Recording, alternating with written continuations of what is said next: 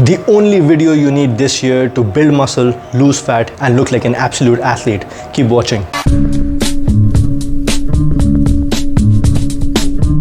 Right off the bat, the first one has to be nutrition. Now, before we deep dive into this concept and take a few minutes to explain, it's important to touch upon total daily energy expenditure, so TDEE.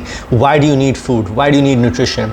So there are four components to TDEE. Number one, basal metabolic rate. So this is for you to just survive. So let's say your circulatory system, your digestive system, your respiratory system, your brain needing it. Second one is activity thermogenesis, which is further categorized into exercise activity thermogenesis and non-exercise activity thermogenesis. So in exercise activity, it is fueling whatever exercises you do, so in the gym or on the field, whereas non-exercise activity thermogenesis is walking, doing laundry, cooking. And the last one is thermic effect of food. So you need energy to break down your own food. Now, if you put it in the comments and write the word guide, you're going to get our free macronutrient guide so that you can plan your nutrition properly, understand the concept of it. And if you have any questions, you can always reach out to me. So let's talk about requirements of different macronutrients. So number one is protein. I don't understand why people just put a label of 2 grams per protein per body weight or 1 gram of protein per pound of body weight. You have to find out what category you lie in. If you're an endurance athlete, a strength and power athlete, a team sport athlete, are you injured or are you sick? Are you in the ages of 40 to 80 or are you above that? Now, it also depends on the amount of volume you're doing when it comes to your training. So you can be in low volume, medium volume or high volume. So what is low volume? 2 to 3 days a week at low to moderate intensity. Moderate is 5 to 7 days a week at moderate intensity. And high is 5 to 7 days a week at high intensity or multiple sessions in a day at moderate intensity. So in the table, as you can see in front of you, you can see how much protein you require per kilogram of body weight. This is not pound, this is kilogram of body weight. So if you, let's say, a distance runner, but you like to run just recreationally and you do it, let's say, twice a week, you probably fall in the light category. If you are a serious power lifter and you are very competitive about it, you would probably need 2 grams of protein per kilogram of body weight. Now look at carbohydrates, for example. Carbohydrates is the most contentious part in this entire scenario, because again, carbohydrates is taken on a sliding scale method where you'll have to see at what intensity you're training, what duration you're training, and how frequently you're training. So let's say if you're light intensity training, so you have to take somewhere around 3 grams to 5 grams of carbohydrate per kilogram of body weight. And if you're really high, so let's say my youth athletes who have 2 sessions in a day, 4 days a week, they should be somewhere consuming around 10 to 12 grams of carbohydrate per kilogram of body weight. Now with fats, it is again taken on a sliding scale, but one thing you really need to keep in mind is when you have calculated how much protein you need and how much carbohydrates you need, when you subtract it from your total daily energy expenditure, that's the remaining fats you'll have to consume. Now let's take a case study to better understand this entire concept. So in front of you, you can see a professional male architect who is 34 years old and plays in the amateur football soccer league. He always has a game on the weekend and 1 training session with his team in the middle of the week. He makes sure that he goes to the gym 3 days in a week and lifts weight at light to moderate intensity. He never goes to the gym on game day and training day. Other than this, he lives a decently active life where he chooses to move around rather than sitting. He's 169 centimeter tall and weighs 75 kilograms. What are his macro requirements? Now, before we figure out his macro requirements, let's first figure out his total daily energy expenditure. So let's calculate it right now. I go on Google and type in TDEE calculator. So the first link is actually the best one, tdeecalculator.net. Then this page comes up where I have to put in his metrics. So his age is 34 years old. He weighs 75 kilograms and his height is 169 centimeter. As for his activity level, I've chosen moderate because he trains twice a week. He plays twice a week and trains 3 times a week at light and moderate intensity. The website shows me that he requires somewhere around 2544 calories to not only survive but also to fuel the activities that he's doing. So this gives us a good idea. He eats less, he's in deficit; he eats more, he's in surplus; he eats the same, he's in maintenance. 17,808 calories is what he requires in a week. So that's a good number to play around with. So now that we have calculated his total daily energy expenditure, let's calculate how many macros does he require. So so his requirement is 2,544. So I've rounded out to a proper figure of 2,500 calories per day. So now that you have the chart in front of you, he is in a team sport category. He trains moderate, in my opinion. So I would put him somewhere on 1.6 grams of protein per kilogram of body weight, and he's 75 kilograms. That gives you 120 grams of protein every single day he has to consume. Now again, this is not an exorbitant amount. This is very easy to do it, and I'll give you tips on how to achieve it. So every gram of protein has 4 calories in it. So total calories comes out to 480 calories. That's just from protein. Carbohydrates is your main source of fuel. You need carbohydrates for majority of your activity fueling. So whether it's your brain or your liver, even when you're training high intensity, you need carbohydrates. Now again, I've put him, you can see the sliding scale in front of you. I've put him in the moderate category, and I've taken the lower part of the moderate category because he still is 34 years old. So for him, majorly, he's not, if he were training, let's say at higher intensity, I would put him at a 7, but he's at 5 right now. So again, 5 grams into 75, that's 375 grams of carbohydrates. Again, 1 gram of carbohydrate has 4 calories in it. So it comes down to 1500 calories. Now, how do you calculate fat? You have your total daily energy expenditure of 2500. You subtract the calories from protein and the calories of carbs, and it comes out to 520 calories.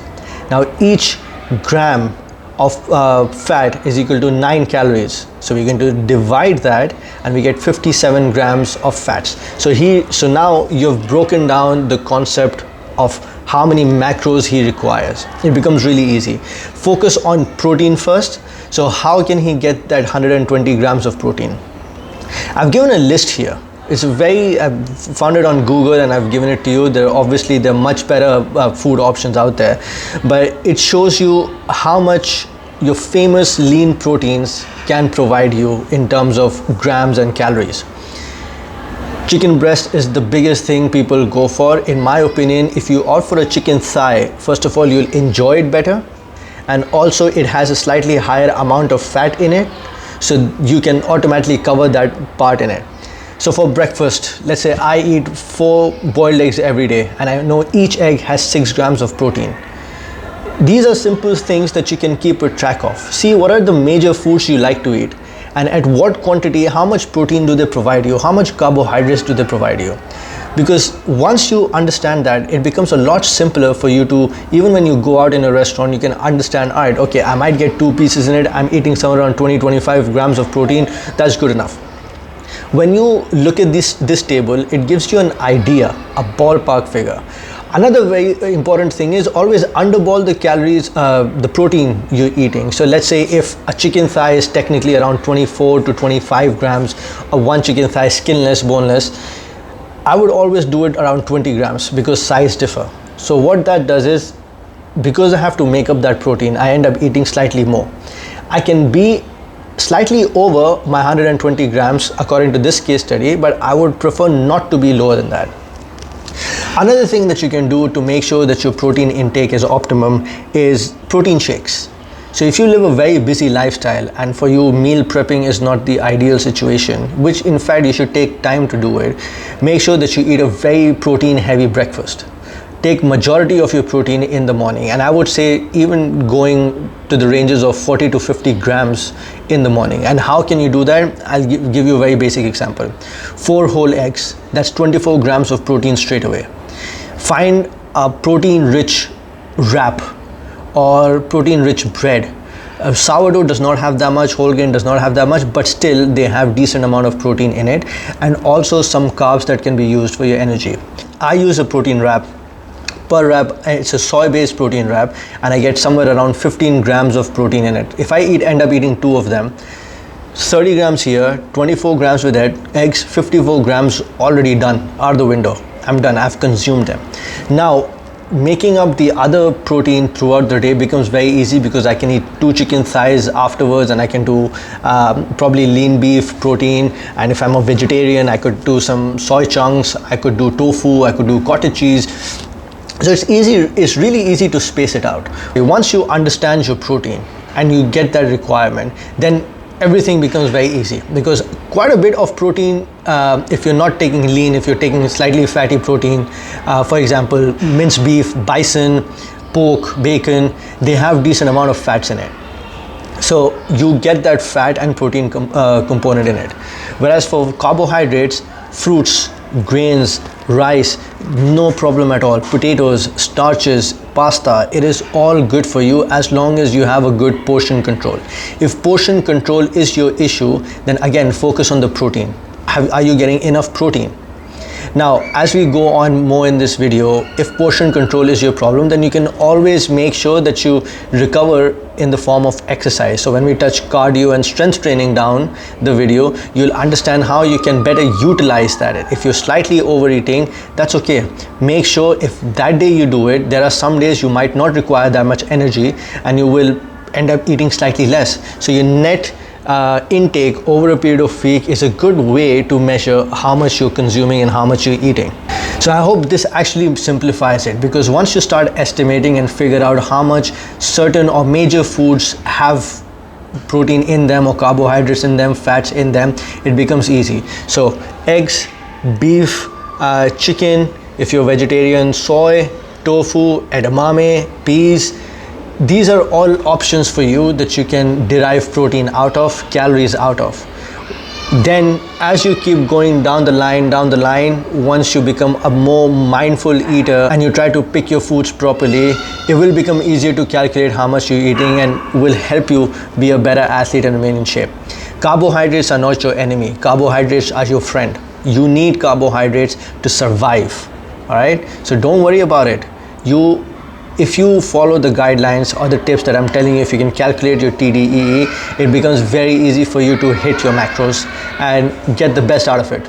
Again, don't forget to write guide in the comments to get your free macronutrient guide, which will equip you with the knowledge you require to make a better nutrition plan or guide for yourself so you can be a better athlete. The second one is cardio. Now, for the benefit of this video, I'm going to focus on only 2 aspects of cardio, but one primarily I'm going to speak about it at length and my personal benefits and how my athletes have also benefited from it. Now, cardio is absolutely necessary. No matter how much you say it, you need cardio. You cannot put strength training over cardio as an athlete. You do need both, and in tandem you can really unlock their athletic potential. Now, when we talk about the zones of cardio training, so you start with your aerobic, so your zone 1, zone 2, then you move on, and top of the pyramid is your VO2 max. So with VO2 max is basically all out effort, but if you really want to maximize and strengthen that base of pyramid, you really need to look at your zone 2 training. Now, zone 2 training, if I put it really simply, is your 60 to 70% of your VO2 max for a prolonged period of time, where you're breathing in through your nose and out through your nose while you're doing that activity. So what this does is that this not only helps you increase your VO2 max over a period of time, but it also helps you tap your fat reserves and use it as energy. So you're killing 2 birds with 1 stone. So you're training your heart, increasing your VO2 max, and also depleting your fat stores, which can actually make you lighter. You'll feel it. Now, how do you target zone 2 training? My personal way is through a stationary bike. Now, sure, you can do jogging, you can go outside, and then you can run and jog, but I'll tell you one thing: the more controlled the environment is, the most you can get out of your zone 2 training. So the reason I like to do a stationary bike is because there's something over there called watts, force produced per kilogram of body weight. So when you put in watts, it will show you how much force you're actually generating, and then you can see your progress over a period of time. So the more watts you can push over a period of time without actually losing your nasal breathing, so inhaling and exhaling through your nose, you're actually getting more efficient. Your cardiovascular health is getting better, and over a period of time you will see that you're feeling a lot more leaner, because when you do it for an extended period of time, you will expend those calories that you should be burning out, and the amount of energy expenditures happening is going to be insane. Now there's a trick to cardio: mindset. So I don't want you to think of cardio as a tool or modality to get rid of fat.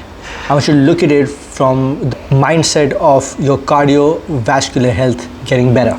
When you have this shift in mindset, it's going to be a lot more positive mindset, because I don't know anyone till now who says, I don't want to run like a racehorse. I don't want to run like an endurance athlete. Everyone wants stamina. Everyone wants your lungs capacity and your heart's capacity to send oxygen to every muscle in your body. And as I've mentioned in a previous episode, when you are constantly doing that exercise, your lactate builds up. And lactate is used for energy and not the lactic acid. If you've missed out the video, you can always check it up over here. But then zone 2 is one insane way to make sure that that burn in your muscles is delayed as much as possible. It makes your muscles a lot more efficient. You use fat, and you actually strip off a few centimeters or inches sometimes from your waist, and you really feel the benefit. In the long run, you're going to become a better athlete, a well-conditioned athlete. Can you jog? 100% you can jog. But the thing is, you need to do the talk test. So when you're doing zone 2 activity, when you're in that 60 to 70% of your VO2 max, if you can maintain a conversation with someone, and then that someone can actually sort of identify that you are stressing yourself out, so you're sort of like slightly out of breath, but still manage to hold that conversation, you're in the zone 2 range. So keep in mind, when you go outside, breathe in through your nose, out through your nose, maintain that pace, keep those variables as good as possible, because what happens is your watch might tell you that you will spend this much time in zone 2, but the problem is you did not spend consistent time in zone 2. You went from so you start from zone 1, zone 2, then you went to VO2 max, then you come back down. So it's very cyclical. So it takes an average amount of time you spend in zone 2, but what you need to do is spend a consistent amount of time in zone 2 for you to really reap the benefits out of it. 30 to 40 minutes, you can literally do it every single day without fail, no denying. If you can push it up, if you have that time, you can go up to 1 hour, 1.5 hours. Obviously nowadays no one has that much time, but 35 to 45 minutes is a really good number to be in. The second one has to be VO2 max training. Now VO2 max training is something that you go all out. Now this means, for example, you go all out sprints for, let's say, 2 minutes. All right, you go max out effort, 2 minutes. You need to make sure that you give that much amount of time for you to recover from that bout of activity. VO2 max is not something you can do every day. Once a week is good enough. Once in 10 days is good enough. But you should be doing something which is max out effort. Now, if you play a football game or soccer game or basketball game, no matter what athlete you are, what discipline you play in, you will train your VO2 max at some point. That zone 2 is actually going to help you carry your VO2 max forward, but you need to implement some sort of sprinting VO2 max training. In fact, you can do it on the stationary bike as well. You can do it on an inclined treadmill, where you put it up, you try to climb the mountain. So you're thinking of climbing the mountain as fast and as max effort as possible for probably, let's say, 2 minutes. Give yourself those 2-3 minutes to rest again, doing nothing.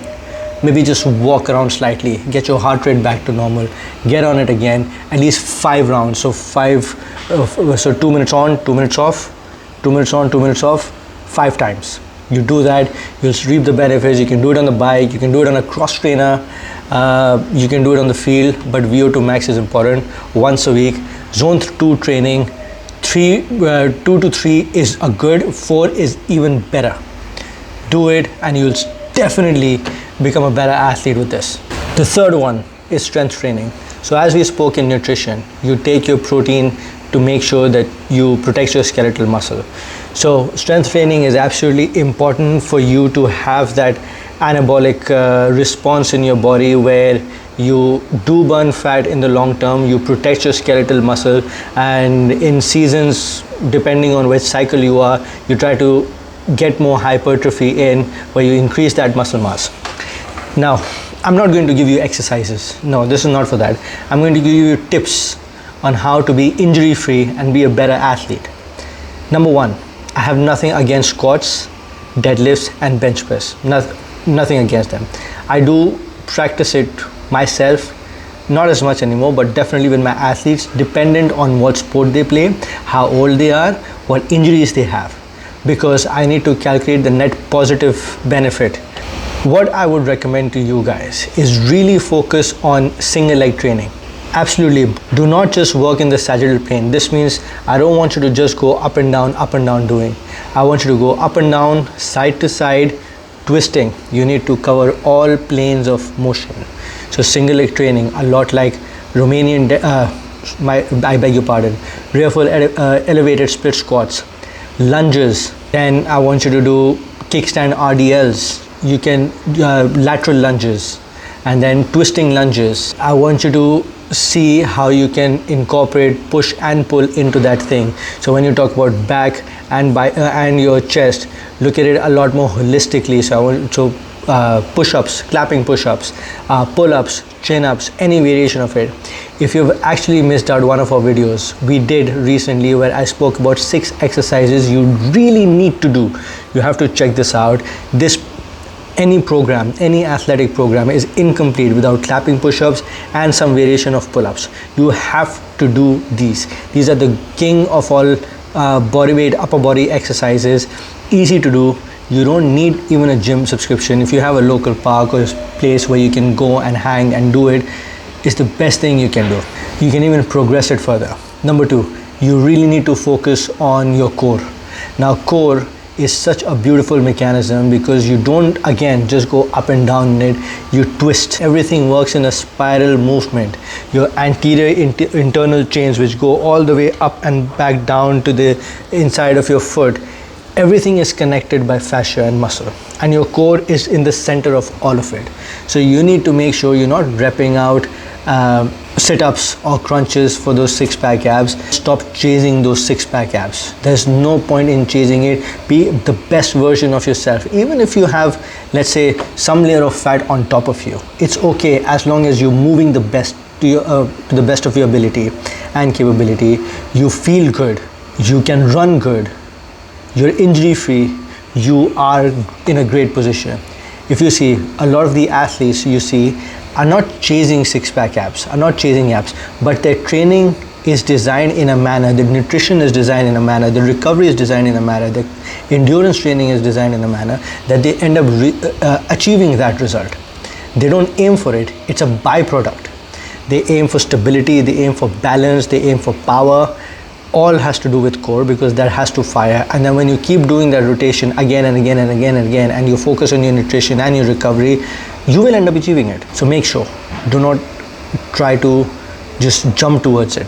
Have I missed out anything with the strength training?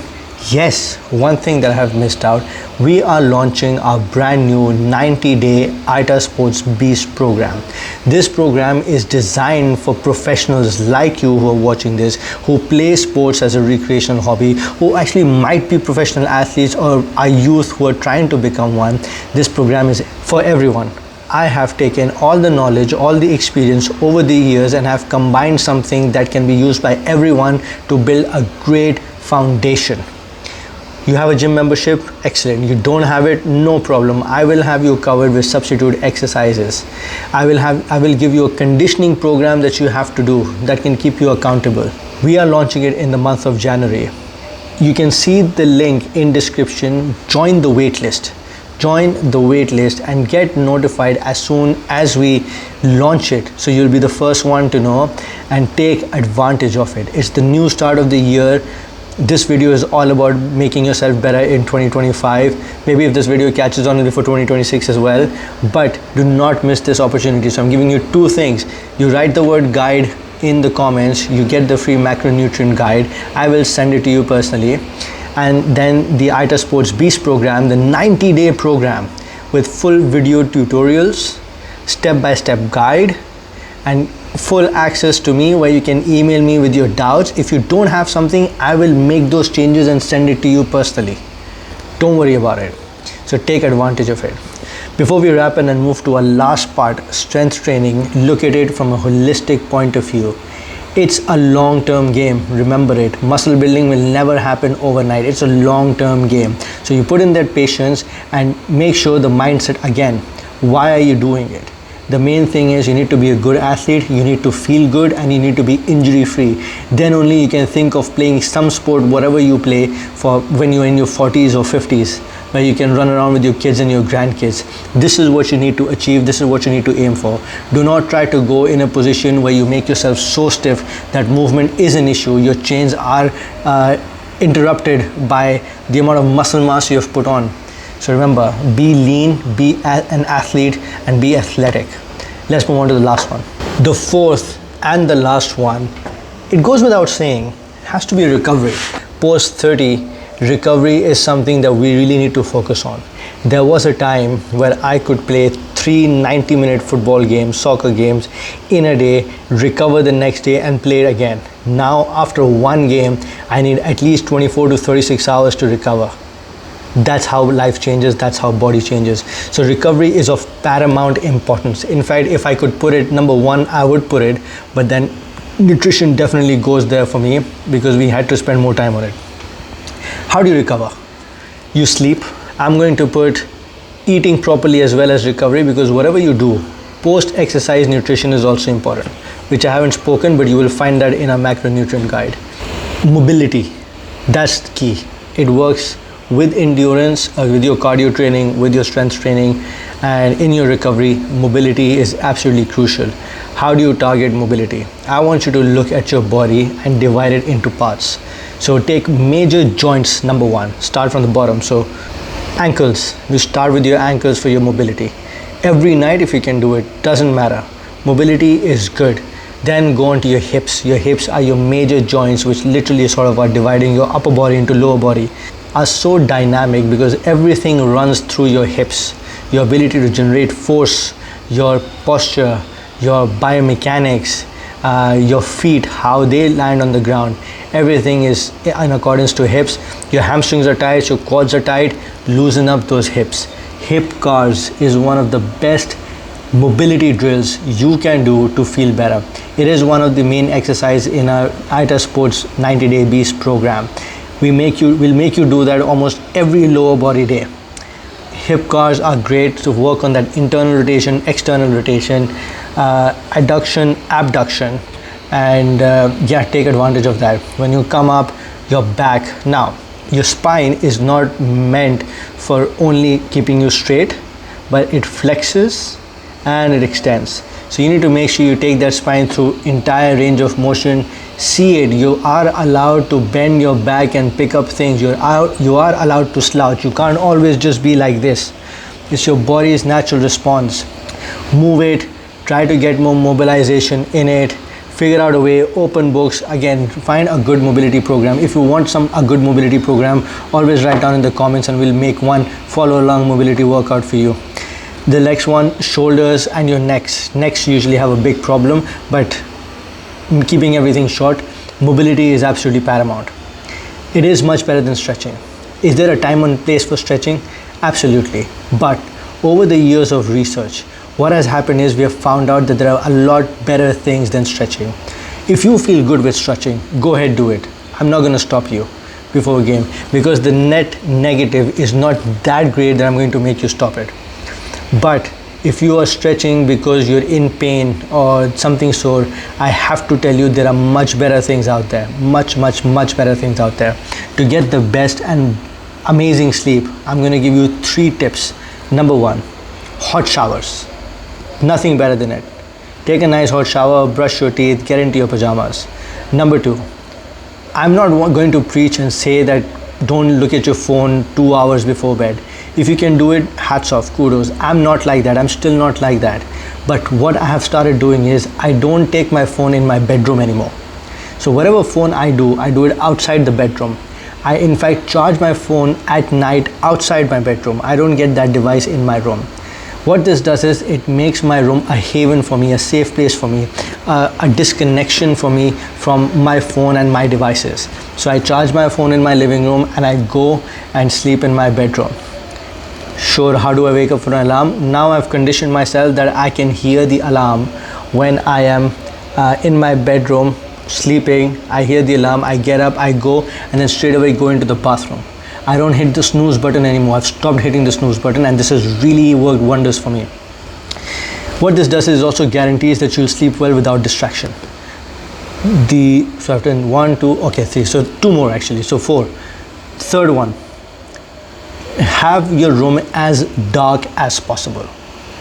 It is the easiest way and the best way to fall asleep. If you have cut out any light in your room and try to sleep, so thick curtains or eye masks, or you have those velcro sheets where you can put on windows behind your curtains if you don't have the thick ones, but try to make it as dark as possible. And the other one, sleep shirtless, because if you cannot turn on the AC that much, if you sleep shirtless, if it's slightly colder, you will fall asleep better. Your body temperature drops and then you will really relax and sleep. These things have helped me. I tell my athletes to do this. Now, this is the culmination of the video. It's been a long video, and those who have been watching this will definitely benefit from it. I've given you 4 ways to really maximize and transform your body and yourself into something much better than what you have been. And 2025 is your year. Make the most out of it. Follow these tips, follow these guidelines. I've been doing this year in, year out with tons of athletes. People come to me to be a better athlete.